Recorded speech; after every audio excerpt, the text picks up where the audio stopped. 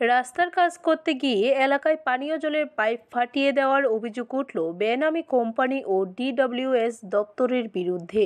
পানীয় জলের সমস্যায় ভোগান্তির শিকার এলাকার জনগণ বৃহস্পতিবার বিকেলে সংবাদ মাধ্যমের দ্বারস্থ হয়ে এমনটাই ক্ষোভ প্রকাশ করলেন স্থানীয় এলাকাবাসী। পাশাপাশি এলাকায় নিম্নমানের রাস্তার কাজ হয়েছে বলেও অভিযোগ করেন। জানা যায়, রাজ্য সরকার প্রতিনিয়ত গ্রাম থেকে শহর রাস্তাঘাটে উন্নয়নে দ্রুত এগিয়ে যাচ্ছে, কিন্তু একাংশ ঠিকাদার ও কোম্পানির দরুন একেবারে নিম্নমানের কাজ করছে বিভিন্ন গ্রাম থেকে শহরে।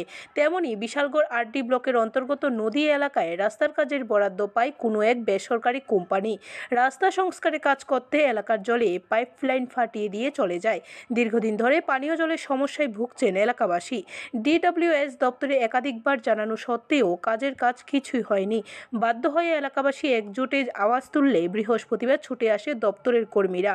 ওনারা জানিয়েছেন, রাজ্য সরকার উন্নয়নের জন্য অক্লান্ত পরিশ্রম করছেন, কিন্তু একাংশ ঠিকাদার ও বেনামী কোম্পানিগুলো রাজ্য সরকারের উন্নয়নে জল ঢেলে দিচ্ছে।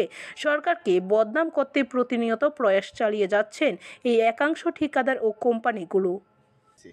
ফাইবার জল দিয়া কাটছে কাটছে আর এটা রাস্তাটা করণের আগে করার কথা আসলো।